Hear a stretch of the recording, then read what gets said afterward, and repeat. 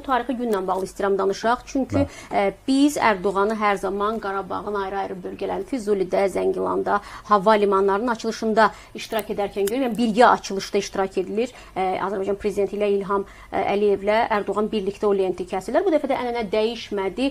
Amma Laçın, mən dünən baxdım, bütün dünya mediasında ingilis dilli, rus dilli, hər yerdə Laçının adı səslənirdi və bu bir Azərbaycanlı olaraq bizi qürurlandırdı. Buradan çıxan, verilən böyük mesajlar. Biz təbii ki, günün növbəti hissəsində, növbəti mərhələsində daha böyük açıqlamalar və eyni zamanda anonslar da gözləyirik. Türk Dövlətləri Birliyi adına, eyni zamanda Şuşa bəyannaməsinin adına və bundan sonra Türkiyə-Azərbaycan Birliyi ilə bağlı atılacaq addımlar adına. Siz nə gözləyirsiniz və bu dünyaya verilən hansı bir mesajdır bu qütbləşmə dönəmində xüsusən? Əvvəla qeyd edeyim ki, Laçını mən əvvəlki vaxtlarda görməmişəm, amma son vaxtlar 2 dəfə Laçında oldum və Laçın mənim üçün Azərbaycanın bütün şəhərləri ilə müqayisədə ən unikal bir təbiət möcüzəsi kimi görünən bir şəhərdir. Hərdən deyirəm ki, Laçında heç kimin qonşusu yoxdur. Hamının qonşusu sıldırımdır, qayadır və tək-tək evlərdir. Və bu evlər də o qədər gözəl, simmetrik, yaxud da biraz da xaotik bəzən də səpələniblər ki, bir ayrıca uzaqdan baxanda Laçına xüsusi bir gözəllik verirlər. O baxımdan da bu şəhər bizim üçün həm də bir nisçilimizin şəhəri idi. Necə Şuşa belə bir şəhər idi. Laçın da o cümlədən və bütün beynəlxalq sənədlərdə də biz həmişə təkcə Şuşa uğrunda mübarizə aparmırdıq, həm də Laçın uğrunda mübarizə apardı. Çünki o koridor bizim üçün həyati bir əhəmiyyət daşıyırdı.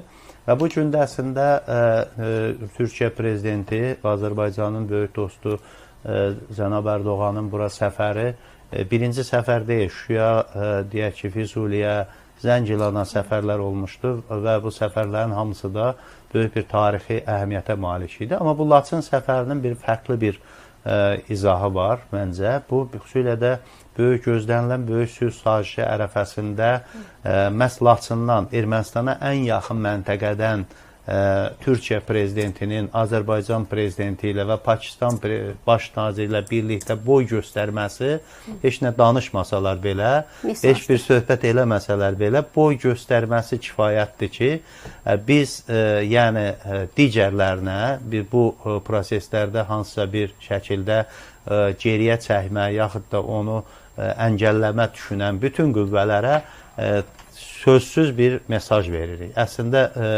cənab Ərdoğanın bura gəlişi bu mesajın verilməsi üçün çox önəmlidir.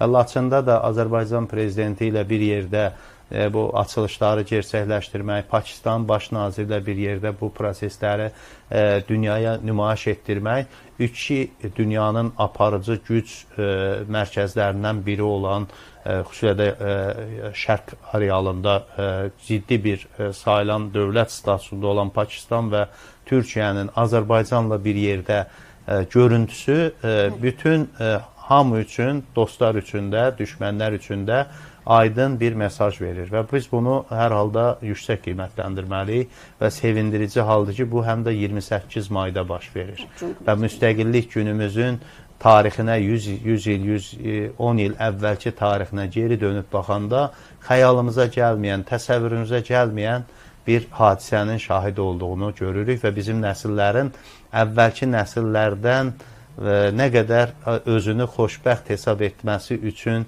fürsəti olduğunu da qeyd eləməliyik.